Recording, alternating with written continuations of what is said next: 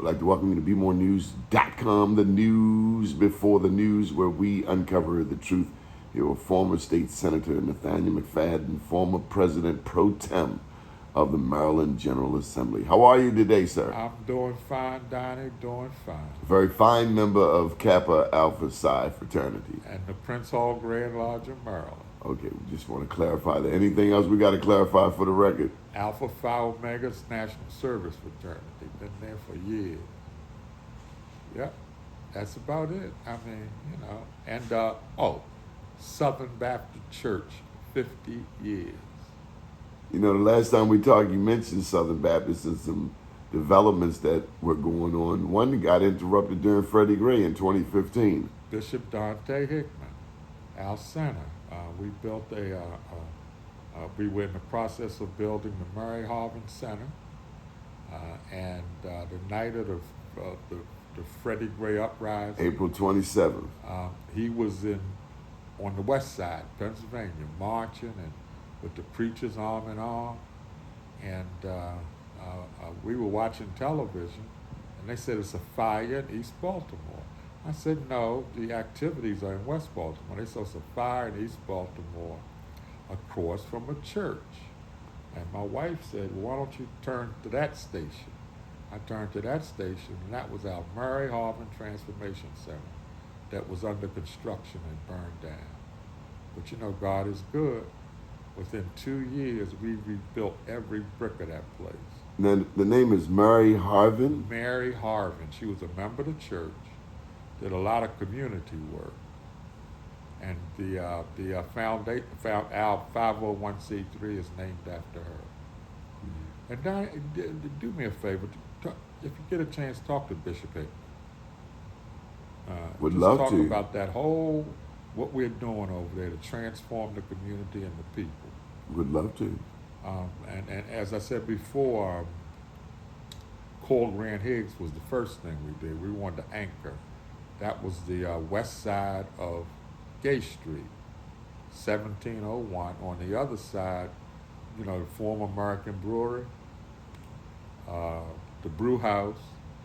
Bob Douglas had his East Baltimore Electronics in there. So he was a businessman as well.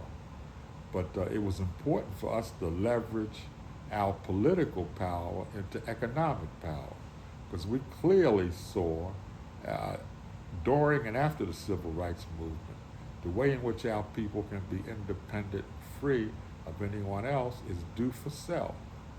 Don't ask Dewsbury's favorite comment. Don't ask somebody to do something for you that you can do for yourself. And that's what we did over here. You know, we built 5 HMOs, health maintenance programs. The first one we built, the first one was in St. John's Catholic Church on Asper Street. We subsequently, that evolved into the East Baltimore Medical Plan at Eager and Asper, still there today. Was there ever such a thing in Baltimore for black people before? No, that was the first health maintenance or black-owned and established HMO, I think, in this country. So, you know, I want to enunciate the significance of black business ownership, that politics without the economics is meaningless, isn't it? That is absolutely true. So you mentioned Bob Douglas and the electronics business he had inside the old brewery. The last interview we talked about Reginald F. Lewis. We've talked about Willie Adams. I got a question for you. Take me back to 1973 when the state of Maryland okayed the Maryland State Lottery. Up until that point, Little Willie ran the numbers, right? He participated in the business. And let me say this, as I said to you before, each ethnic group had their own specialty, special businesses.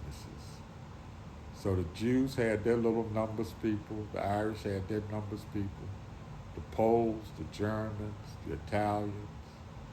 And if you go back and look at the history, and I'm pretty sure it is, when the lottery was established, they went to each one of those communities to get a member to serve on the commission.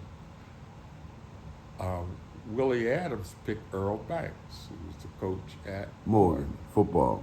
right, to serve on that commission. I did not know that. I, Was Willie Adams' name ever on the back of a lottery ticket? no, Okay, I got a little misinformation. no. Did he When Willie, I don't know. did he play any role in that you know of in getting the lottery established? My understanding is that they kind of put a squeeze play on Little Willie, like Absolutely, because they wanted it all part of the state.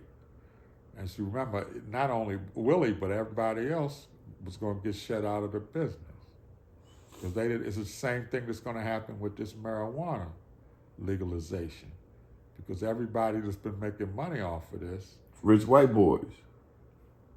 right? And now all the guys that have been out there for years, now it's legal, and now you're going to pull it in, and it's going to be some concern. And you know they're going to tighten up the Licenses? illegal stuff. No, the licenses were just, that whole situation played out. I didn't like it at all because we were left out on the first round, and that was absolutely ridiculous. You might not like this question.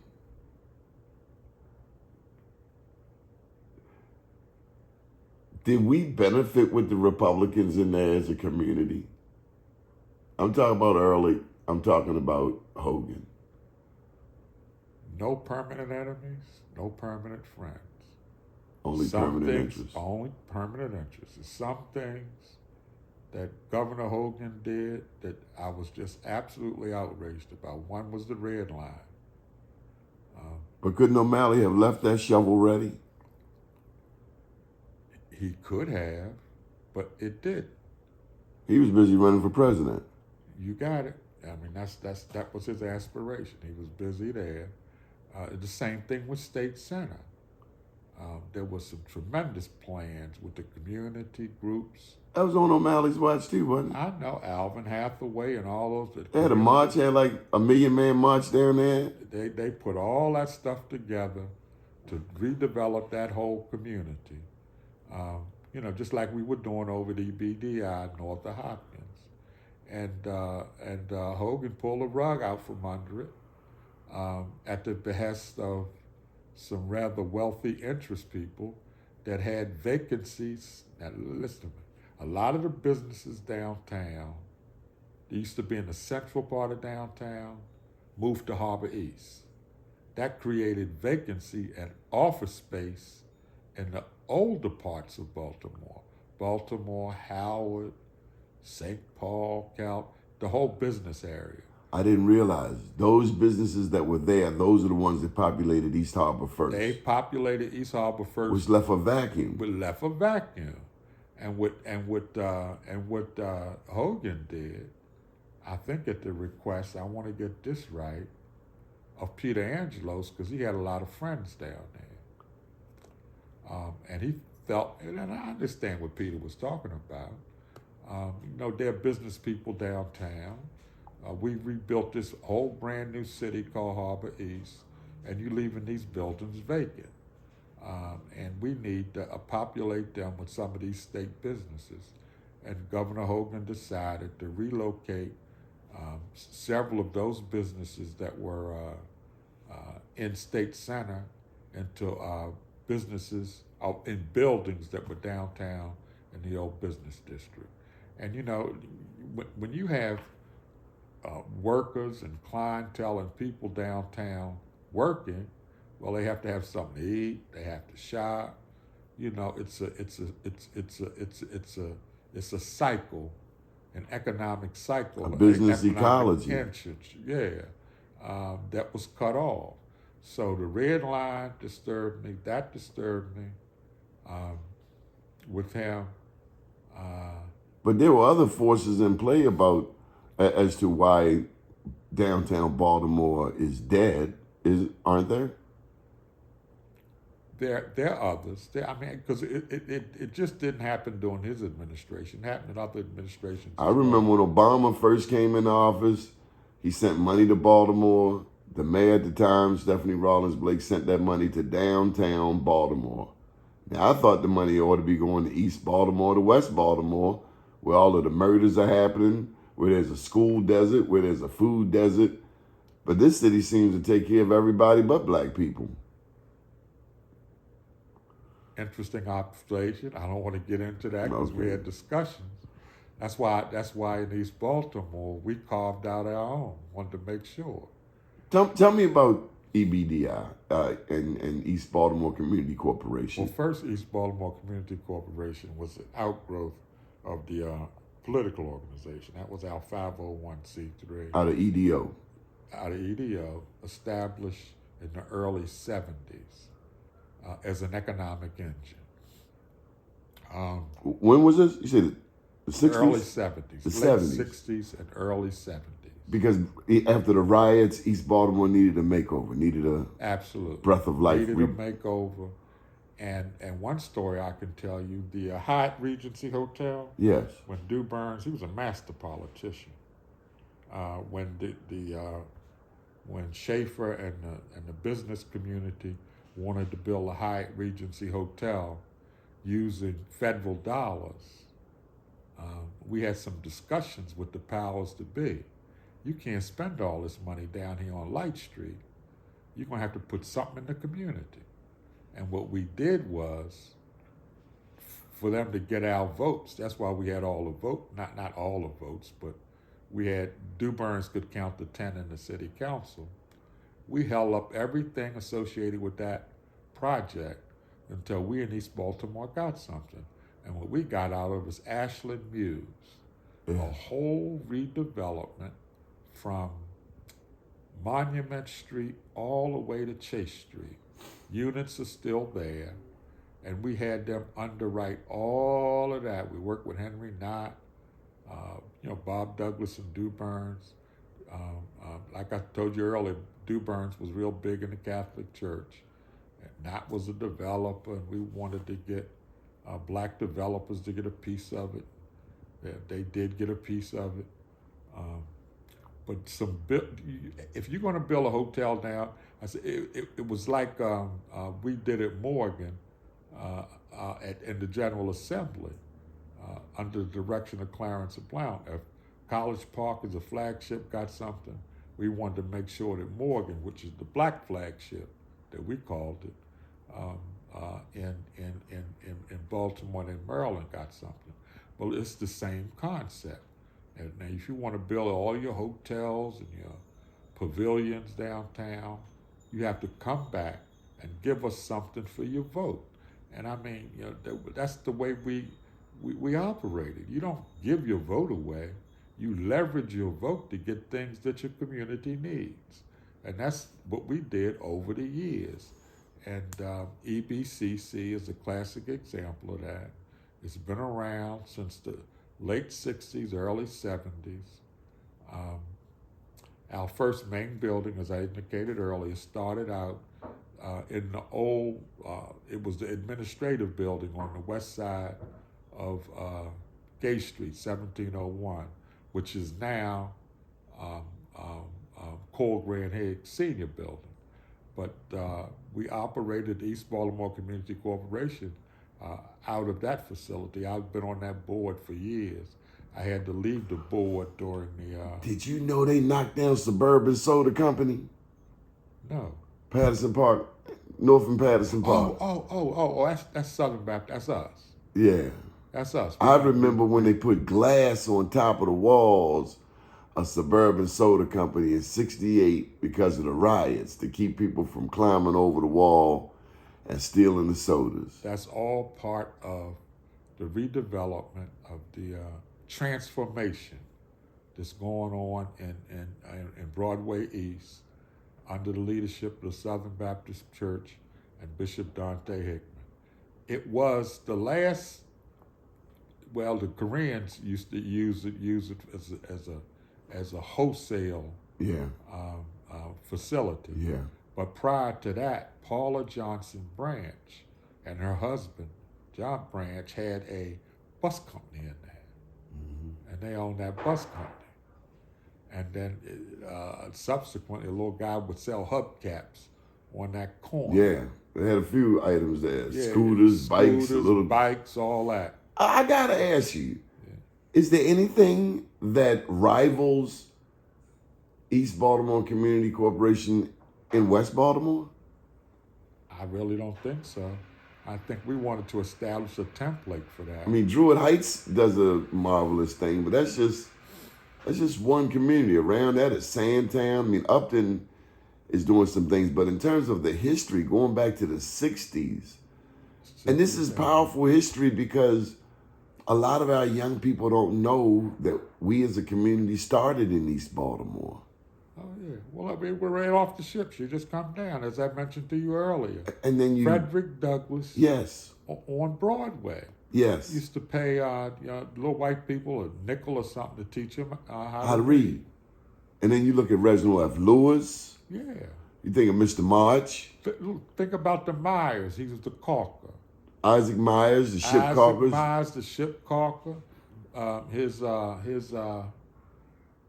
what is it? His son or his grandson, Samuel Myers, was president of Bowie for years. I did not know that. Oh yeah, absolutely. Frederick Douglass came through that ship caulkers union, the National Labor Union. Little Willie lived in East Baltimore. Did he? He started in East Baltimore. He started. He's an East Sider. Ann Emery started in East Baltimore. Now she ain't from Baltimore. East Baltimore. Ann Emery? Ann Emery. I thought she's from like Louisiana, Mississippi. She is. She's but she came over to East Baltimore to start Baltimore. She started in East Baltimore and then moved to Ashburn. Well, she had good grounding. Yeah, she had good roots. You'd be surprised if all the people had roots. I told you, Robert Bell and used to Reginald Lewis. It's all part of, and that was the legal piece. So okay. Judge Paul Smith, Judge Solomon Baylor.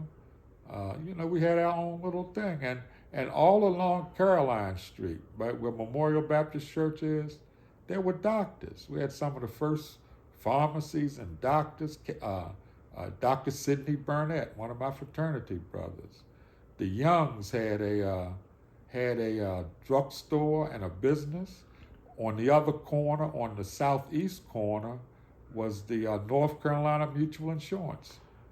North Carolina Mutual? North Carolina Mutual had an insurance business on the southeast corner of Caroline and Preston Street. Well, I know it's the oldest, or one of the oldest, black life insurance companies in America, out of Durham, and it was the Anchor Institution, which made Durham an official Black Wall Street. And we had a branch here in East Baltimore, opposite the Young's drugstore. If you get to talk to Tiger again or Nathan Irby, they can tell you more because they're a little bit older than I am. Speaking of which, how do you know all of these Dunbar legends, but you chose a different school? Everybody in my house went to Dunbar. Oh, no, my youngest brother went to Samuel Gompers. Okay? Why didn't you go to Dunbar? At Clifton Park Junior High School, when we were in the 8th grade, it was a whole group of us. And we had watched during our 7th grades, our friends who were quote unquote smart. I don't know how they got me in the whole group. But the guidance counselors... You ain't no slouch, Senator. The guidance counselors were driving the black kids to Douglas, Dunbar, and Carver, and the white kids to City and Poly, and if they didn't have grades, to Mervo. And we were like little rebel rousers. So you wanted to know why they get to go and there were no blacks going over there? That's correct. Oh, well, I'm with you all the way. So we went. In fact, we had one of the brightest one, David Lewis, at Clifton Park Junior High School. Poly, because Poly, the first blacks to ever go to Poly, 1954 or so. they would flunk them out. They would fail them. They would give bad grades. I experienced They didn't that. want 'em there. I experienced that in the 80s. They didn't want them there.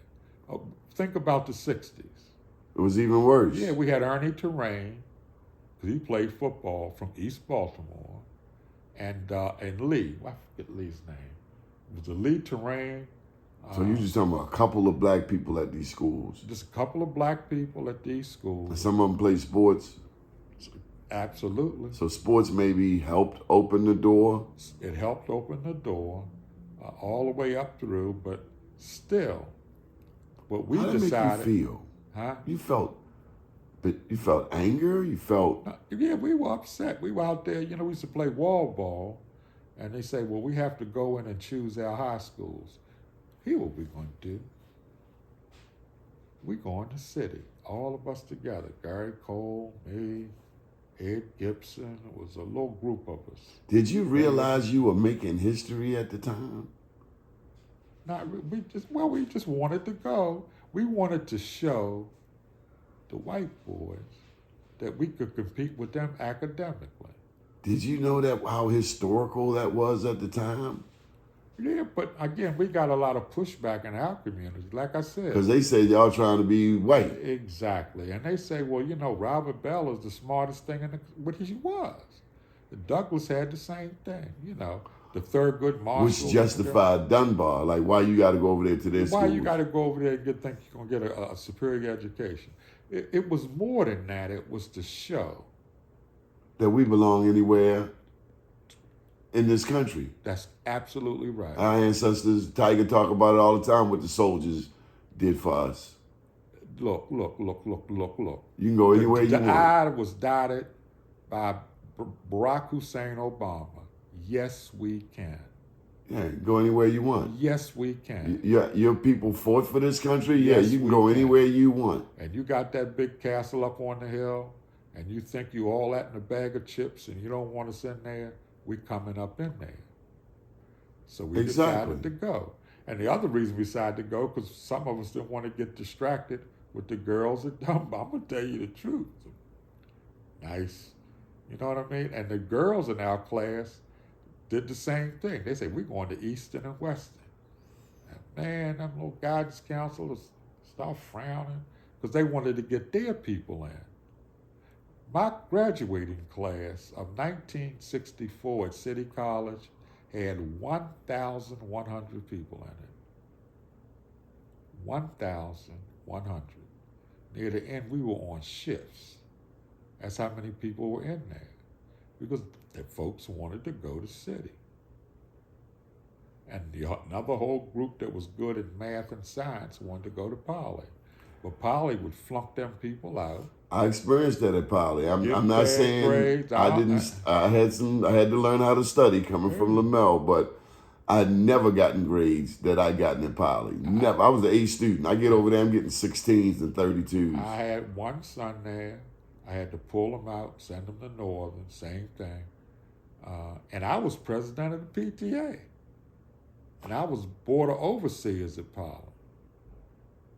Oh, yes, yeah. How Whenever did my you children feel? went to school, I mean, it had to be a was- heck of a pain. I was involved in the PTA, middle school, elementary school, and when he got to Poly, I started going to the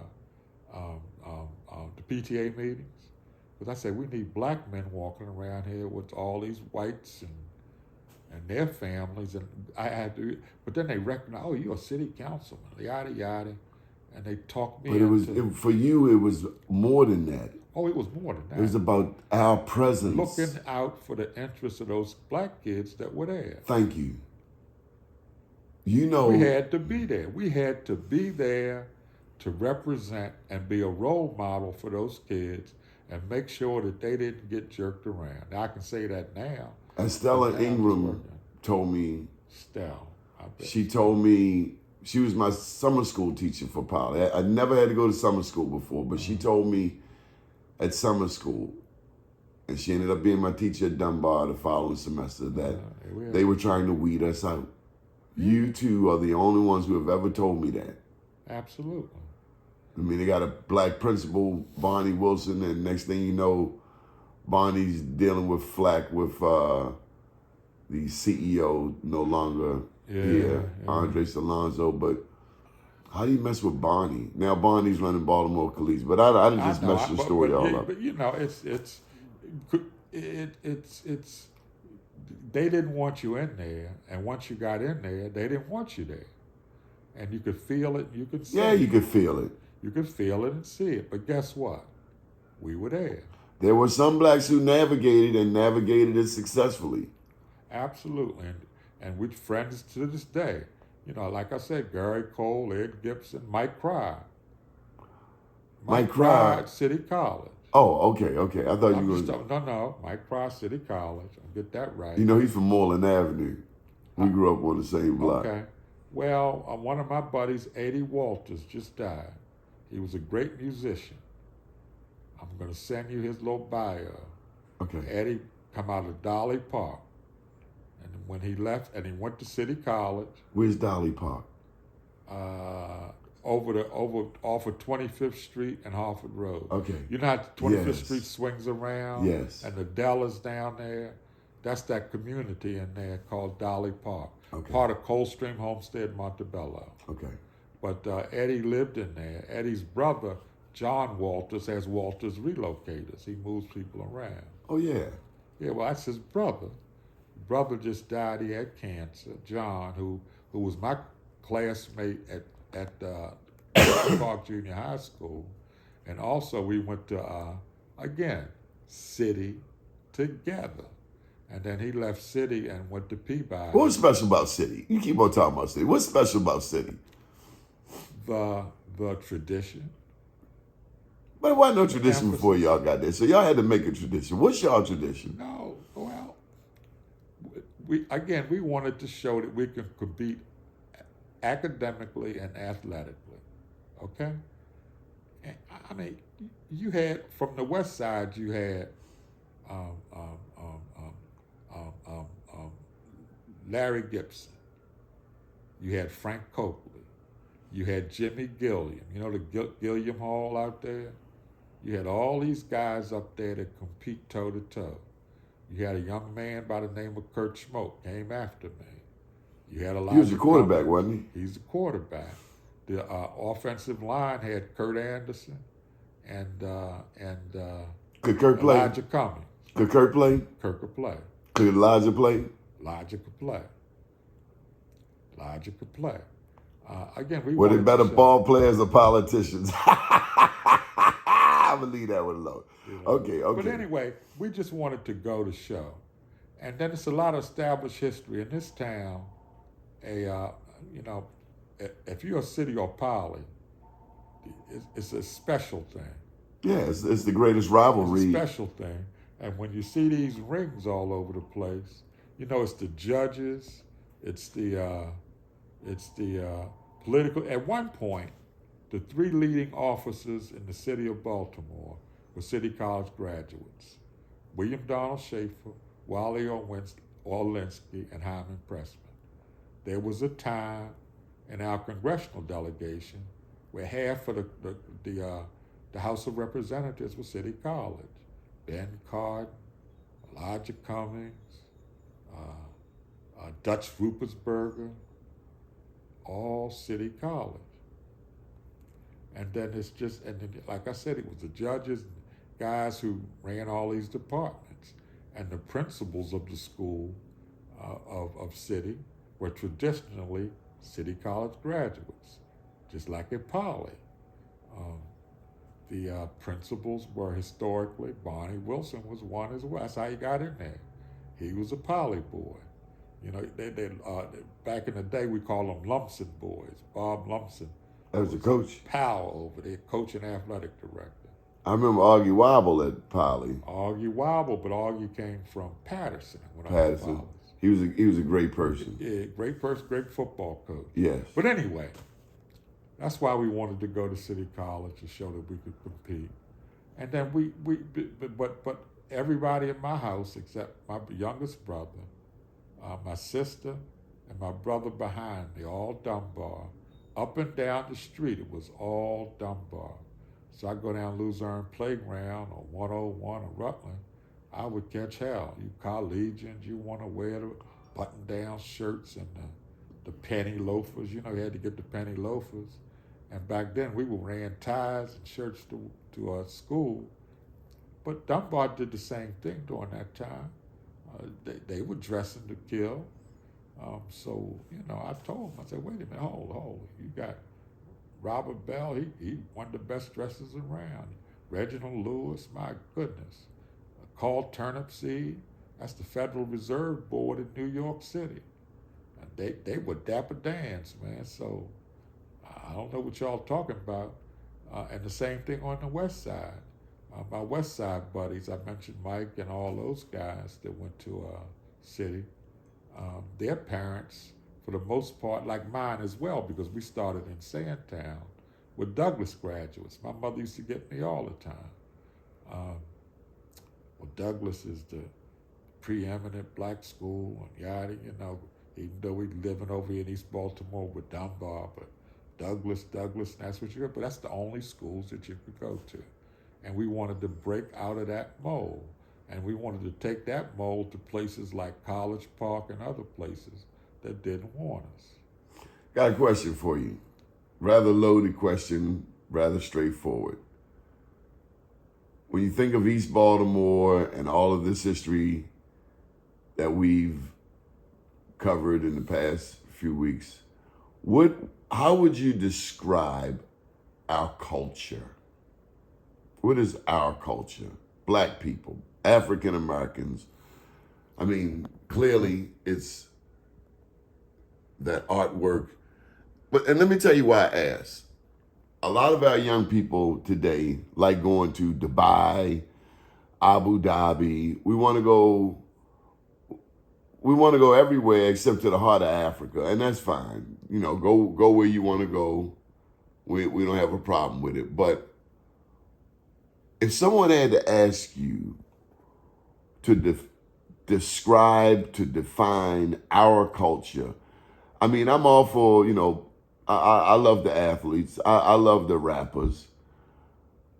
But isn't our culture more than... The foundation of many of the things that European countries and North American countries established as tradition and as power started in Africa. This artwork you see, much of it was influenced by African traditions. The music, the jazz, the paintings, the Masons? dance. The Masons? Up in the northern portion, absolutely.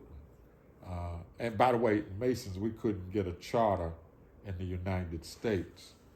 Prince Hall had to go to England to get a charter for the Prince Hall Masons because the whites didn't want us to practice masonry in the United States. A masonry that started in Africa. Start in northern Africa, that's right. It started in Africa, but these people here don't want you, who are descendants of Africans, to tap into your own culture. What they considered them was light-skinned Africans. Really? Northern, they tried to separate us. But there was no separation. No separation. It's the same thing when you go back to the Bible. I mean, if you read portions of the Bible, obviously many of those people were black. Clearly. They clearly talked about the hair and the facial features. Hair like wool. Absolutely. Skin like bronze. You look, it's right there. It's in the painting. It's in the architecture. It's in almost every field. Okay? But we had a tradition of self-reliance, a tradition of, this is in Africa, and if Africans can do it, and they brought us here, stripped us of our name, stripped us of many of our means by which we could develop our own economic power. If we ever got in a position to do something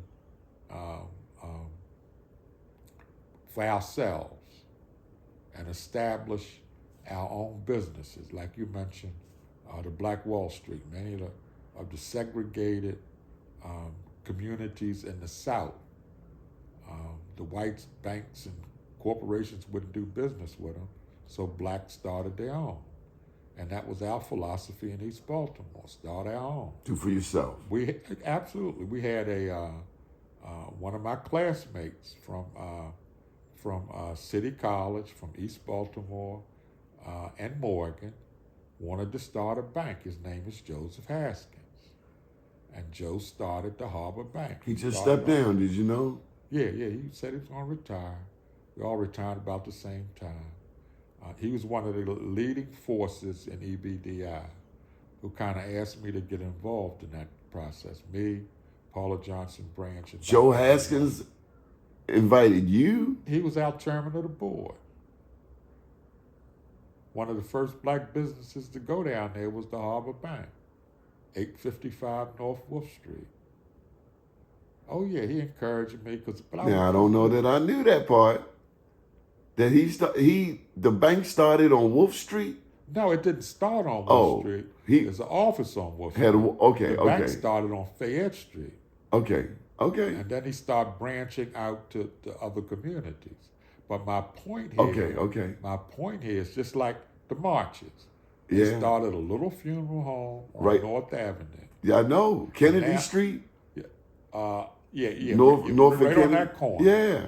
Right on that corner up from the Poet Athletic Club. Yes. I lived down the street. Club was one of the first black athletic clubs around, where the Dunbar poets, we sit in there and play double deck pinochle. And you play pinochle still? Double deck, a little bit of honey, and I'm still learning. They tell me it's a jack of diamond, queen of spade. We try to say it's a jack of spade, queen of diamonds. Come on, don't do that. All right, I need some fun stuff from you. I got to lighten this up. I need you to tell me about some of the jazz spots in East Baltimore. Some of the entertainment spots. North End Lounge at North and Gay.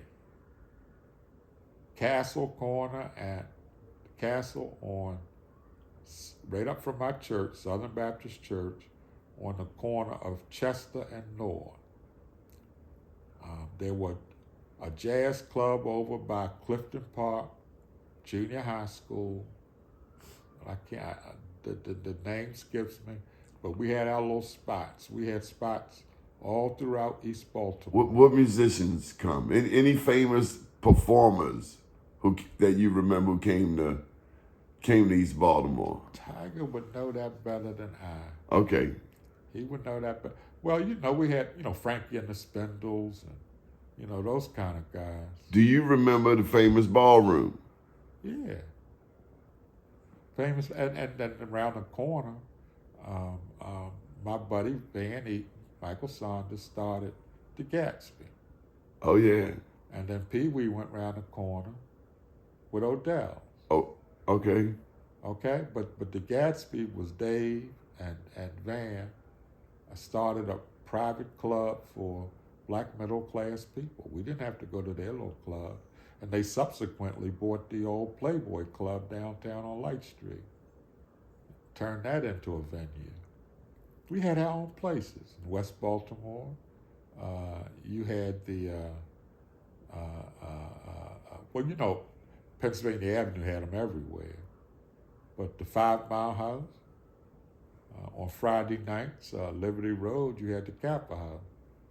And that was the place where we could go and socialize and take our significant others and our wives for a nice event, and and not be under the any apprehension about violence and shooting. But now most of that stuff is popping up in Harper East, and I think Bramble may put a bit as he redevelops the pavilions downtown. But again, it was a rich history of that kind of music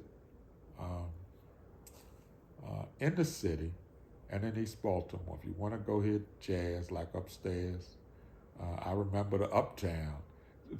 Back then, Donnie, if you wanted to go out and socialize, you wanted to be as far away from home.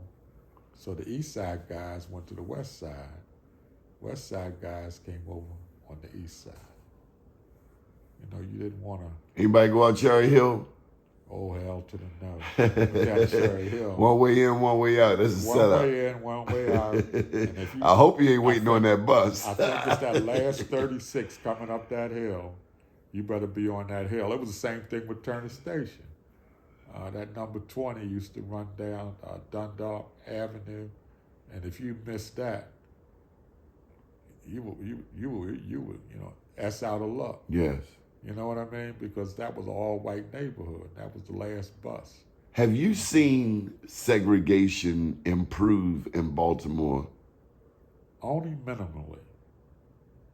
Only minimally because, again, as I said to you earlier, when we moved into Muir Street, East Baltimore, a lot of blue-collar whites were living there. And within 2 or 3 years, they were gone. And the neighborhood, we call it Berea now, just turned black. But that happened all over the city when Willie and them integrated Ashburton, because there was a lot of Jews in Ashburton. Yeah. He did integrate. There were not a lot of blacks up there. There weren't any blacks, right? And when Willie and Victorine wanted to get a house in there, they got their house, they had their money. Money wasn't a problem. And were they able to just get in there, or did they have to use some white people to help them get in there? Always use white because you had the money. Yeah. Yeah. Frank Robinson, they didn't want him live. You know, he was about to leave Baltimore until they found him a place in Ashburton. Look, that whole thing was established for middle class blacks to live. Because they used to live what we call Sugar Hill, all along McCullough, Druid Hill, all around Bethel and Union, and all the churches that were down there. And the same thing happened in East Baltimore. Again, as I mentioned to you earlier, with our churches, with First Baptist, again, one of the first black Baptist churches in this country. Faith Baptist, I mentioned St. Francis and the Oblate Sisters, establishing Mother Lang. Mother Lang down on Chase Street, but the church up on Caroline Street, Zion Baptist. Back then it was Little Rock Missionary Baptist. Little Rock Missionary. Where's that? And now it's Ark. Reverend Carter changed the name to the Ark Church. It's in the 1200 block of East North Avenue. Yeah, over there by the ambulance company, Harford Road. Right next to the ambulance company. Ambulance company now is a church. Yeah. But yeah. It was. And East North Avenue is changing. The marches. Eric March and I, and Elijah Cummings, and we had state funds and city funds. That's why we redid all of North Avenue. You know, I gotta tell you, are you responsible for the bike lanes? Please tell me no. Oh, hell no. Man, I don't want, look. On the way over here, I had to. Don't get me started with them stupid bike lanes. Well, it's like a whole empty lane, and it's bottleneck traffic at North and Mount Royal because they want to calm the traffic. I'm not trying to calm. I'm trying to get cross town. It's really ridiculous. Are you gonna ride a bike? I'm not riding a bike either. And a lot of people don't put riding no bikes through that place. But these people seem apparently not from Baltimore. I just went to my physical therapy that I have at Hopkins, and we're going down Monument Street, and they have bike lanes on Monument. Bike lanes in front of Fountain Baptist Church, Centennial Baptist. Can a community say we don't want bike lanes? Look, Alvin Gilliard of Fountain, Alvin Winkler of Fountain, friends of mine, been longtime members of that church. They got out there one day and started seeing these bike lanes being created, taking away church parking spots. And many of those members are seniors, and they drive in, not like the old days when they walked into church. And they just took parking spots away. And the closer you get to Hopkins, they building a building up there right off of Broadway, and the traffic is tight. You can't even go to Dunbar now without paying a meter. You never had to pay a meter to go to the 1400 block of Orleans Street. Absolutely. And if you come down Caroline Street at the end of the workday, it's like, okay, they stop traffic for the people coming out of Hopkins, and that's nice, but what about us? What about us? Are you telling me these white people getting home they're more important than me getting home? That's why I was so upset with that, and our black elected officials down there should have been on the top of this, I think, because they did put it everywhere. They started to try to put that stuff up here in portions of Roland Park, and these folks said, "Oh hell no." Well, at least Roland Park stick together for that. Well, I can't give Roland Park too much of a pass. They were beating up on Hose Heights not long ago. Oh, I know. And I had to stand with Hose Heights. I didn't know Roland Park still had them people from the era of oh, really? J. Barry Mahul, the father really? of segregation. I didn't know his descendants were still amongst us. Oh, yeah, absolutely. Ain't going anywhere. Just another generation of them. But God don't like ugly, Senator. That's, again, another one of the reasons. Just like when we wanted to go to city, when it was predominantly white, this place, Roland Park, had covenants against black and Jews living here. And this facility I'm in now is primarily Jewish. It's only a few black families. But black people used to be here years ago. This was the black side, as I mentioned to you earlier. Yes. Black people lived in Cross Keys. Falls Road. Cross Keys in the 1800s. Was black. Tell me about how it feels to see the man with the helicopter hairdo on trial, being indicted with 34 counts. He was a former, supposedly a former U.S. president. How did it feel seeing Donald John Trump in the hot seat for a change? Felt good. I mean, we have to finish the process. But let me put it to you this way. He's in deep doo-doo.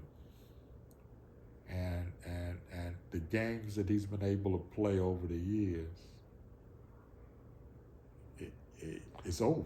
But still, there's some in this country who worship the ground he walks on. What does that say about our country? Well, all you got to do is look at Tennessee and look at what happened to the... How'd you feel about Tennessee? Justin Jones, Justin Pearson. Justin Pearson just got reinstated a half hour ago. So how did you see flashbacks of the 60s? Outrageous. It's the same thing. Was it like watching the Black Panthers or Stokely Carmichael or Malcolm X? It's the look. History repeats itself, right? If you fail to learn, you know that, okay? And it's just a different form. It's subtle. It's below the surface, but it's still there. And we have people around here that look at you cross-eyed, okay? But it is what it is. We're here to stay. I got one last question for you, and then I want you to think about how you want to wrap this particular section up. But my question to you is about the black middle class.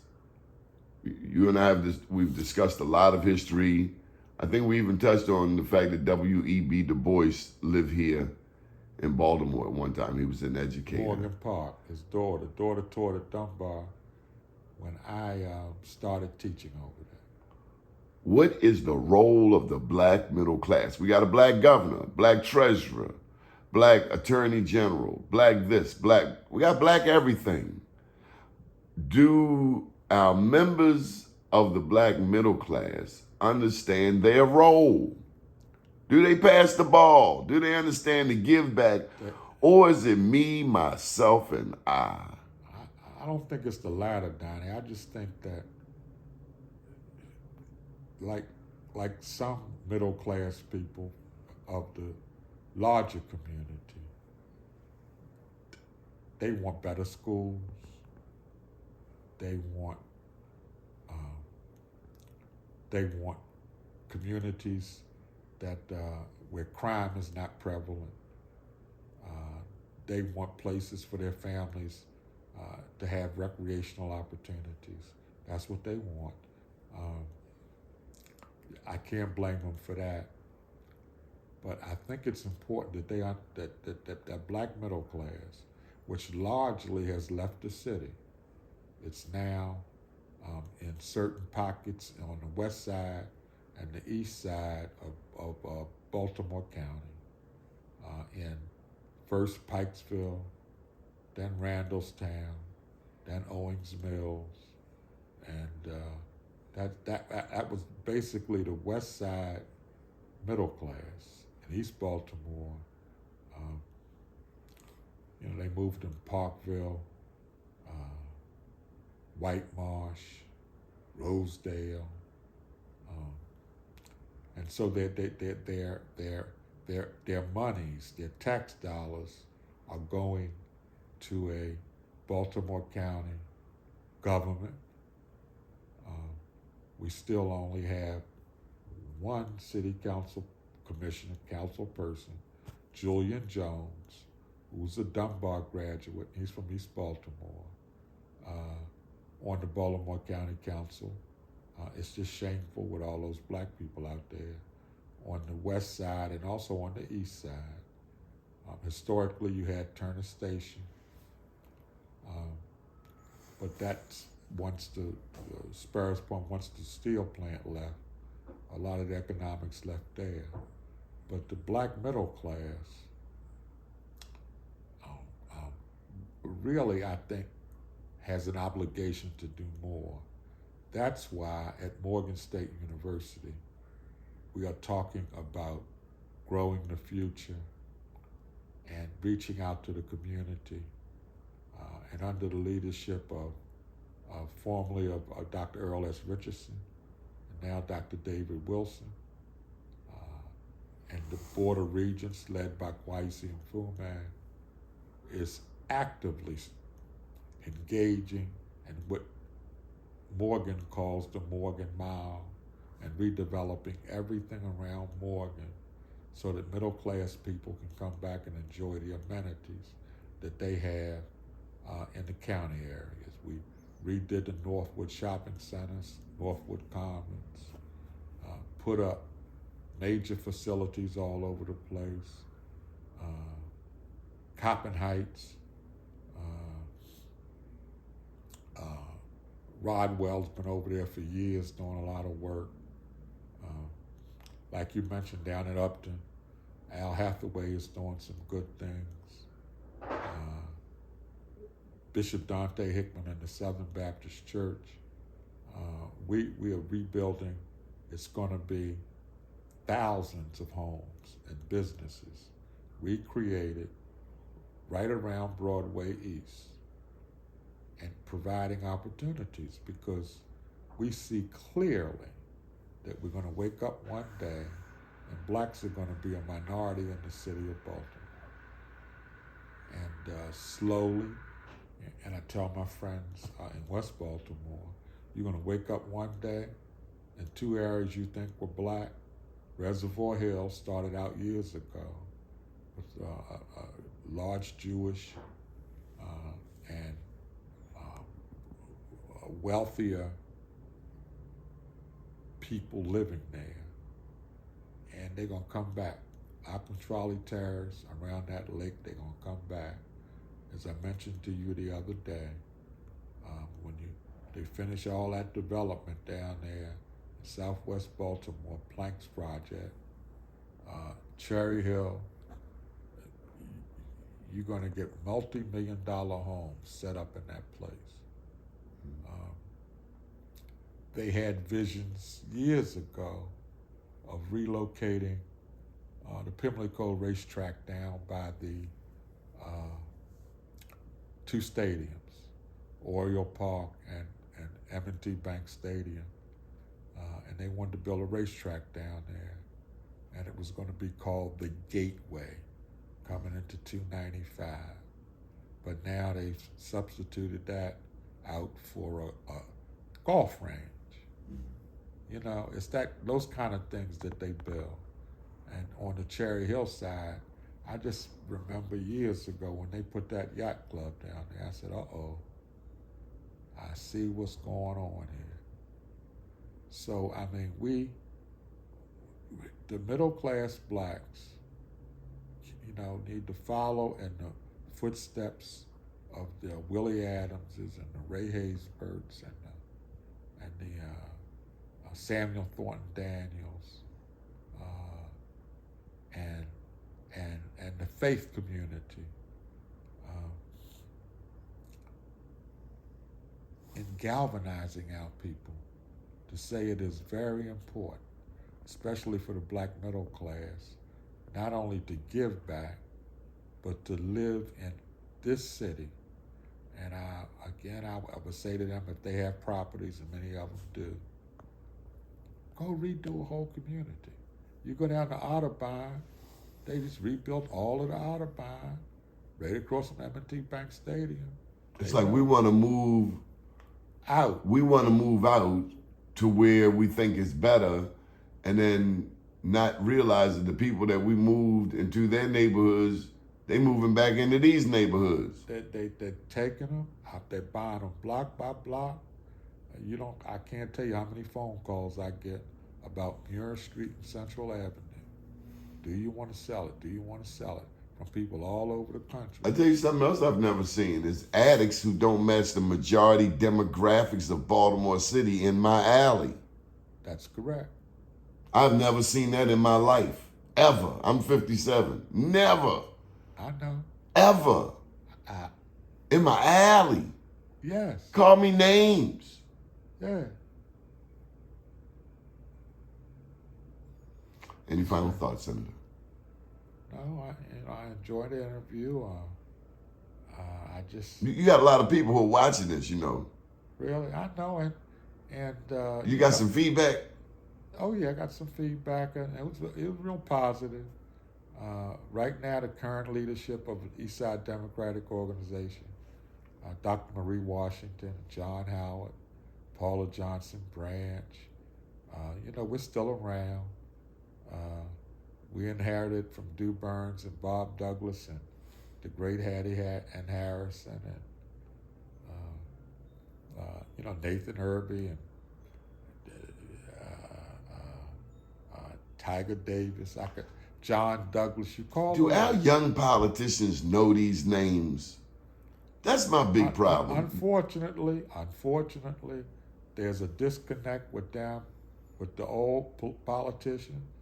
You got a guy like Ralph Hughes still sitting over there in West Baltimore, who did a lot of great things. Do you remember the man he replaced, Senator Braley? Troy Braley. Gave me my first senatorial scholarship. My mama walked me by the hand to his house. The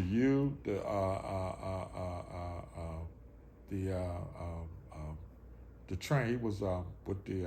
The Pullman Porters. Yeah. That was. They tell me everybody would come to their house. A. Philip Randolph. Powerful. Talk about the civil rights movement.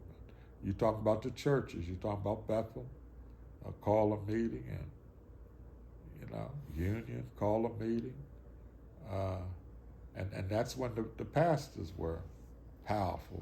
But the churches were in the city and people were living in the city, going to churches in the city. Madison Park. But that's changed now too. Madison Park, that's where the, Elijah lived there for years before he passed. You got to establish your own communities down there. The churches that were in the city, I remember Walter Scott Thomas was on Franklin Street, downtown Baltimore. Every Wednesday, you go there for power service. I would go for power services down there and watch a whole bunch of them preach now that have their own churches. Mount Pleasant. Oh my God, that's like a city. Mount Pleasant was That's a big church. Yeah, that was on Preston.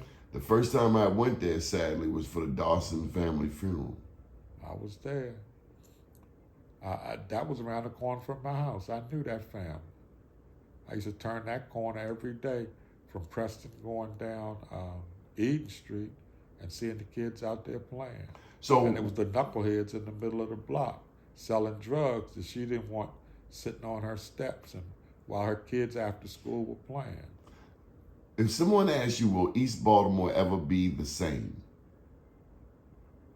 Or is that not important? Or do you maintain the history, but you just forge forward in this new changing world? No, I'm telling you.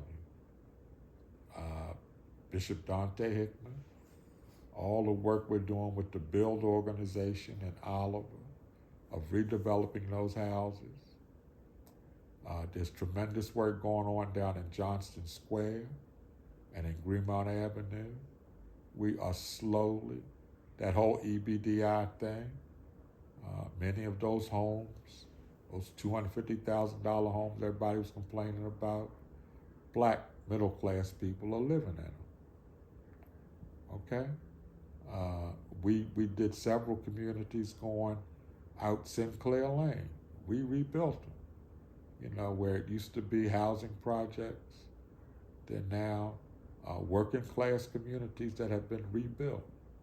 And our vision, again, along with Morgan and the Morgan Mile, because now Morgan's all the way down to Lake Clifton, so they're going to develop all of that. And Bishop Hickman and the work that we're doing is coming north, because as I mentioned to you earlier, when we're working on that EBDI, it wasn't going to be amenities, middle class, gentrification done in that community. And you're not going to have all these nice things below the bridge, and above the bridge was going to be desolate and abandoned. Not happening. Not happening. Not in East Baltimore. It's not happening. And you're going to see in the next couple of years, as we turn some dirt and put some bricks down and hang out some shingles, and we're going to tell people, come on back. And we got to have good places, safe places, where we look at public safety and we look at increasing education. That's how families make decisions, based on the availability of a quality education in the school and areas where they don't have to worry about crime and getting bullets shot through their homes when they're home in the evening. Or they can go to Bible study or choir rehearsal or any of the other things that we really used to do. So I'm hopeful. I always say to people, my wife calls me a Pollyanna, but God didn't bring us this far to leave us. What's a Pollyanna? Person that always thinks on the positive side. Okay. You always say, I said, no, he did not bring us this far to leave us. No, he didn't. He wouldn't give us life without hope. No question. I don't even question that. Senator McFadden, we want to thank you for another journey, and we can't wait to put this out there, and we can't wait for you to call us back for another follow-up. We want to capture all of the history that you'd like to share, because it is important that we record it, and it is important that we share it and absorb it. Donnie, you do great work. As a journalist, I'm proud of what you do. Preserving our history is absolutely important. And I will support you in any way I can. Yes, sir. But it really is not about me.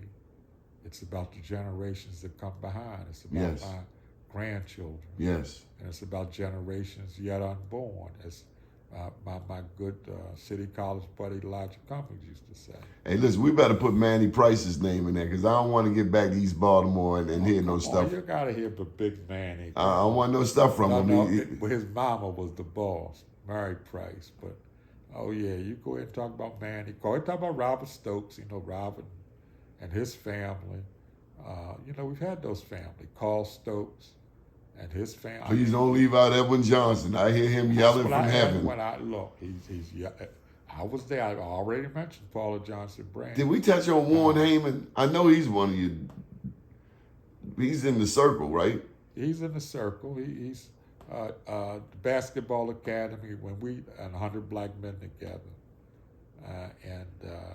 For a long time, he was the academic advisor for Bob Wade at Dunbar, because we made those kids do study hall before they played sport. Yeah, we're not just doing jocks. Yeah, we ain't doing the jock thing. So if you don't get your homework done and study, you're not going to. Thank you for the work that has been done on Dunbar. I remember when I first went there, I had some things. I was just leaving Poly, so I was on a little bougie tip. I was used to seeing certain things, but I see those things today, and it looks beautiful.